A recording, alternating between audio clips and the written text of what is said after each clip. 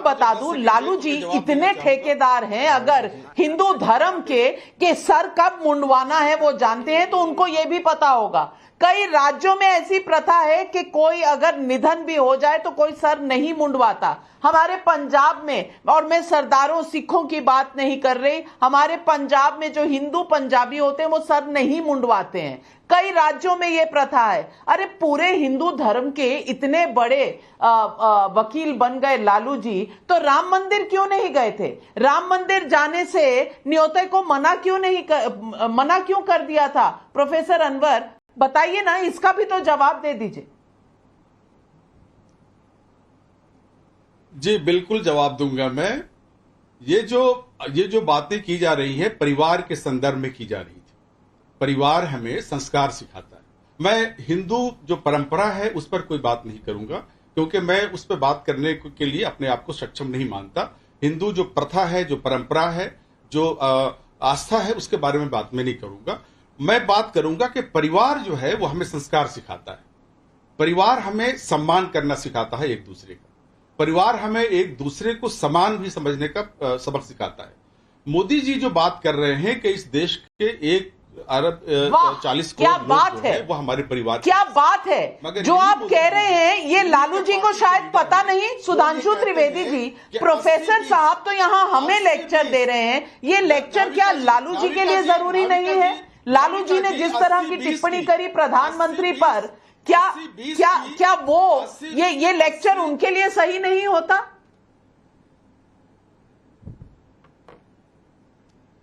नाविका जी 80-20 की राजनीति करने वाले कौन लोग हैं? 80 कौन है और 20 कौन है? सुधांशु प्रोफेसर साहब, आप सुधांशु जी जवाब दे रहे हैं, अब आप सुनने का काम करिए। प्रोफेसर साहब, मैं प्रोफेसर साहब की दोनों बात का जवाब देता हूं।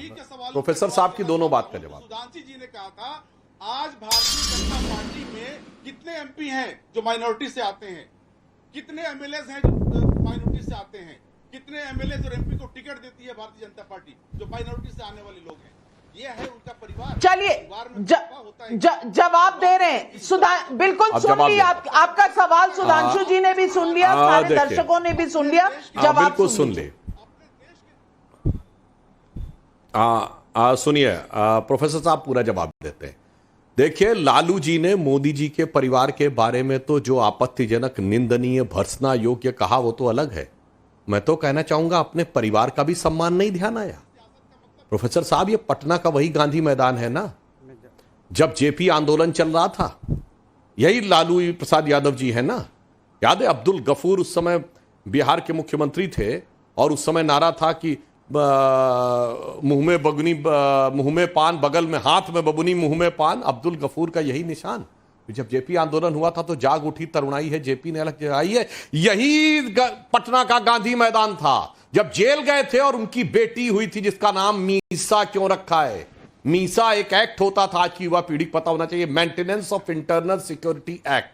मीसा, आपको पुलिस उठा के बंद कर देगी, आपको कारण भी नहीं बताएगी। आप जाकर कोर्ट में बेल की एप्लीकेशन नहीं दे सकते, आपके सारे मानवाधिकार समाप्त। और कोर्ट में सरकारी वकील ने कहा था कि अगर पुलिस गोली भी मार दे योर ऑनर तो आप सिर्फ देखते रह सकते हैं।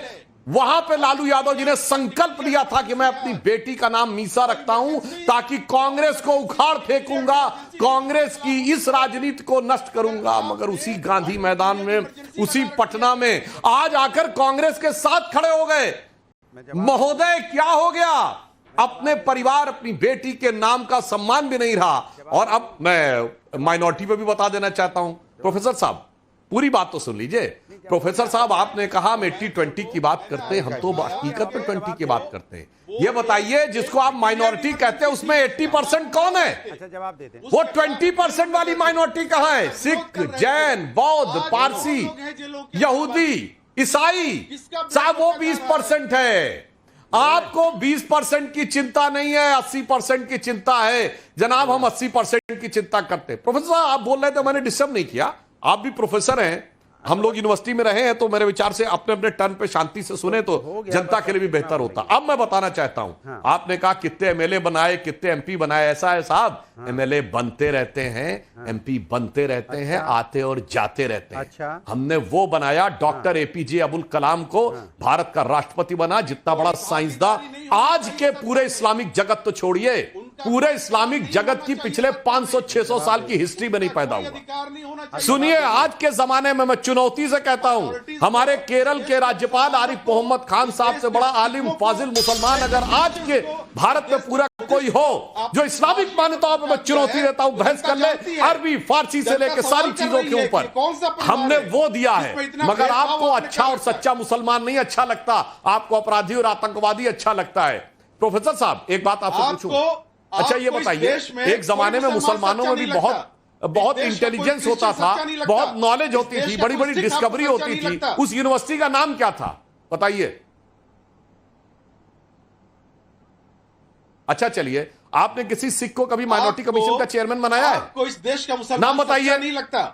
नाम बताइए, किसी सिख को माइनॉरिटी कमीशन का चेयरमैन बनाया है? बने हुए हैं। किसी ईसाई को बनाया है? बोलिए। हमने बनाए थे। किसी जैन को अपनी माइनॉरिटी कमीशन का, माइनॉरिटी सेल का चेयरमैन बनाया? बताइए। आप जाके रिकॉर्ड चेक कीजिए। एक ही अच्छा लगता है ना, जो माइनॉरिटी में प्रचंड मेजॉरिटी। प्रोफेसर साहब बेनकाब जब हो जाते हैं तो इतना अलबला जाते हैं कि क्या कहें।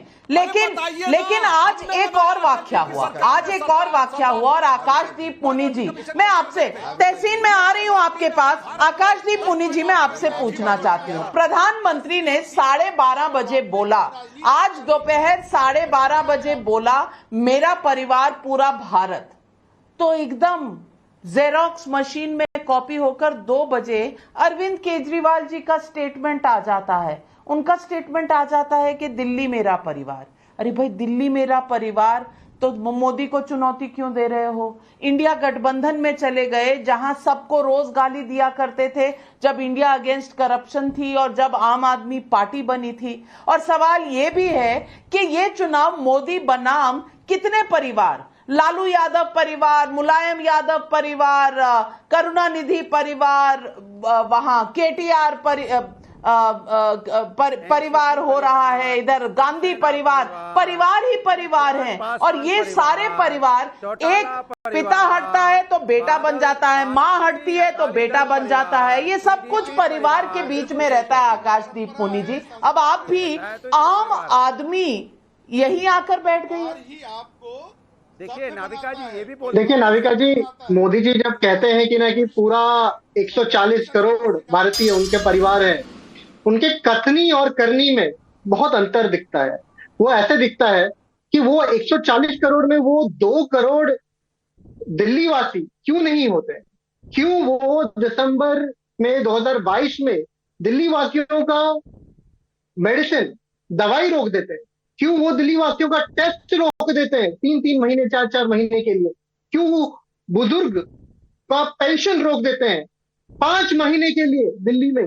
कैसे वो जिएंगे? आप सोचिए, एक योजना चलाई गई थी जिससे कि लोग 2300 लोगों का जान बची थी उससे। उनका वो योजना उन्होंने रोक दिया। ये चीज सिर्फ दिल्ली में नहीं करते, पूरे देश भर में करते हैं।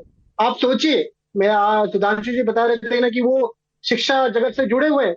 हम विश्व गुरु बनना चाहते हैं, बहुत अच्छा, पर फिर यूजीसी को इस बार 60% कम बजट में क्यों मिला? क्यों? उसकी वजह से जो सरकारी संस्थानें हैं उनको सेल्फ स्पॉन्सर्ड प्रोग्राम शुरू करना पड़ा। आकाशदीप मुनि जी, आपने दवाइयों की बात कही तो हर्षवर्धन त्रिपाठी जी, दवाइयों में कितना बड़ा स्कैम हुआ और कितनी इन्वेस्टिगेशन चली, शायद आकाशदीप मुनि जी को पता नहीं। लेकिन